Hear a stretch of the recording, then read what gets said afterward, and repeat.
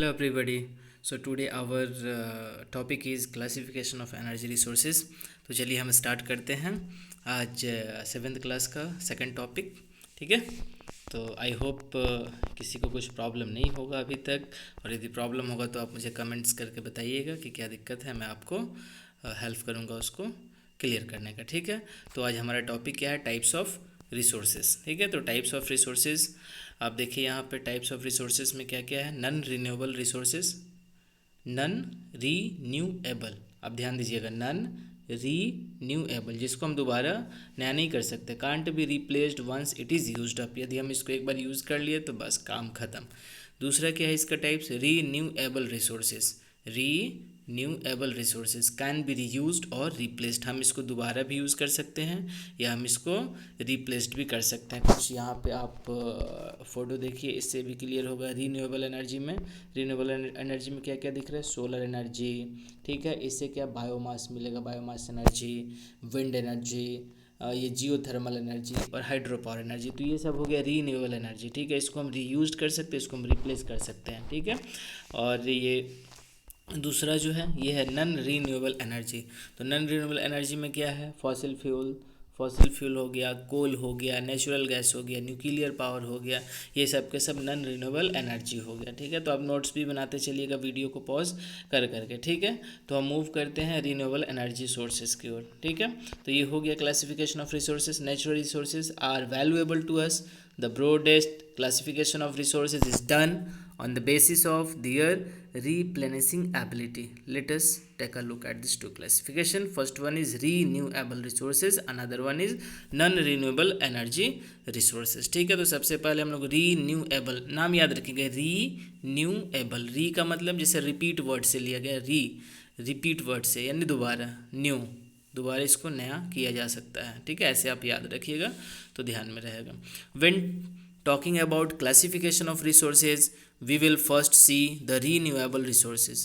Renewable resources are those resources that can be replenished or renewed or restocked or restore naturally over time.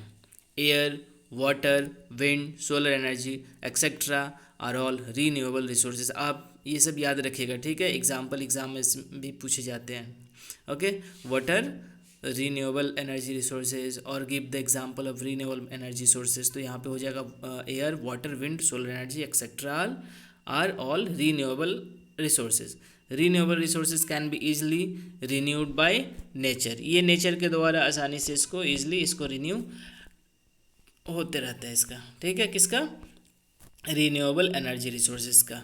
ठीक है, इसका example देखते हैं renewable energy resources का। Solar energy, sun is a big source of energy, sun जो है काफ़ी बड़ा है सोर्स है एनर्जी का। The energy that we get from sun is called solar energy. Okay, जो एनर्जी हमें सन से मिलता है हम उसको क्या बोलते हैं, solar energy. All the natural phenomenon like the flowing of wind, water cycle, photosynthesis etcetera are possible only due to solar energy. आप साइंस में पढ़े भी होगा। ठीक है, ये विंड हो गया या वाटर साइकिल हो गया, फोटोसिंथेसिस हो गया, सब के सब सोलर एनर्जी के कारण ही पॉसिबल है। Nowadays solar energy is being used to cook food with the help of solar cooker. Solar cooker आजकल हम लोग उसको खाना बनाने के लिए यूज़ करते हैं। Heat water, light street, pump water for irrigation field etcetera.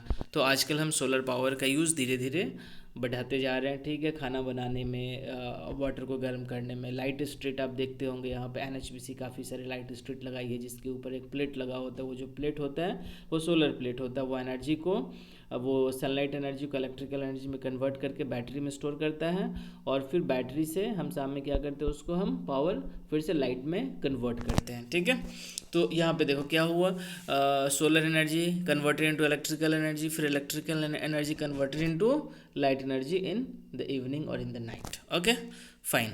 So next one is hydro energy.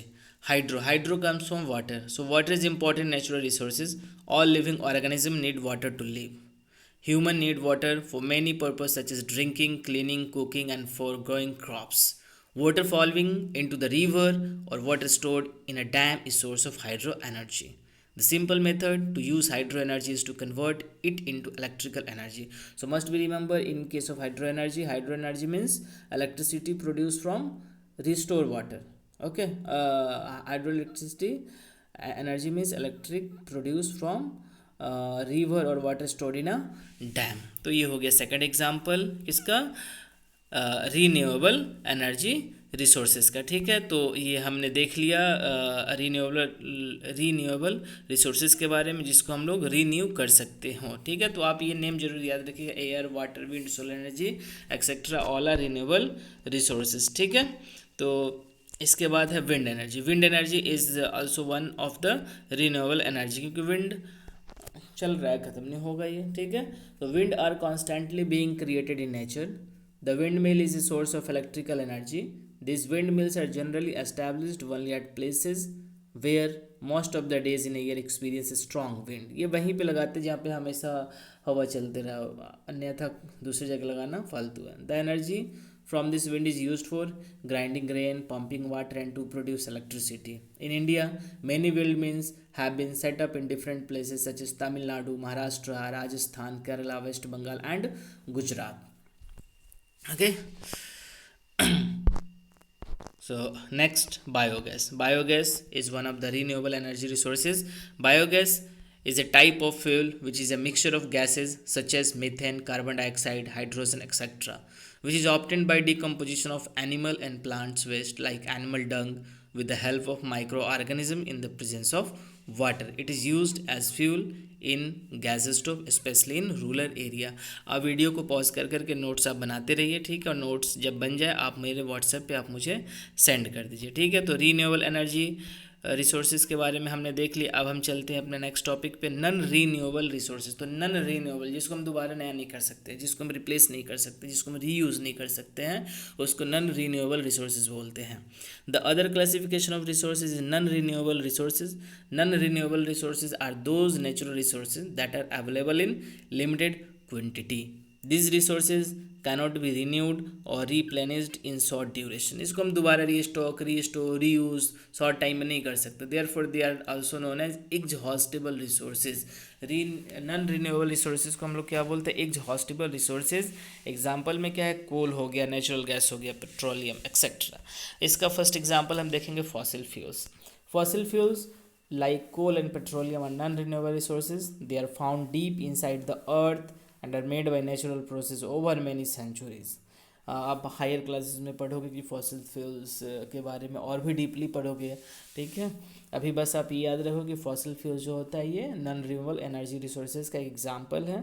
ठीक है, और ये कहाँ पे बनता है, पृथ्वी के काफ़ी अंदर। ठीक है ना, अर्थ में काफ़ी अंदर डिकम्पोजिशन होता है, उसके बाद बनता है, काफ़ी सालों लगते हैं इसको बनने में।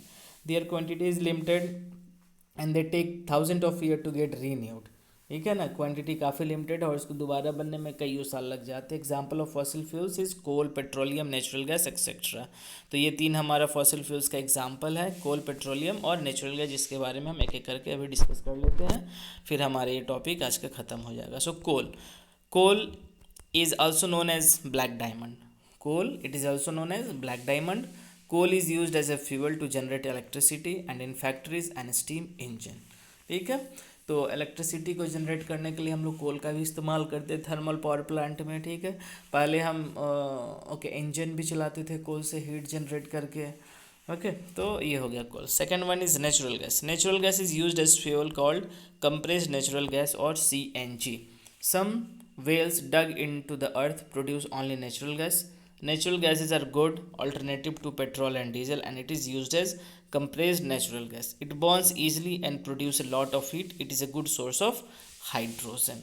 तो आप बस केवल याद रखो कि नेचुरल गैस क्या होता है, नॉन रिन्यूएबल होता है। ठीक है ना, ये एक तरह का फ्यूल है जिसको हम लोग क्या बोलते हैं, कंप्रेस्ड नेचुरल गैस, CNG भी बोलते हैं। ठीक है, हम क्या करते हैं कि अर्थ में कुछ कुएँ खोदे जाते हैं केवल नेचुरल गैस को ही निकालने के लिए। Natural gas are good alternative to petrol और डीजल से नेचुरल गैस अच्छा है, क्योंकि कंपेयर टू पेट्रोल और डीजल नेचुरल गैस से जो पॉल्यूशन जो होता है वो थोड़ा कम प्रोड्यूस होता है और ये हीट भी ज़्यादा प्रोड्यूस करता है। It is a good source of hydrogen.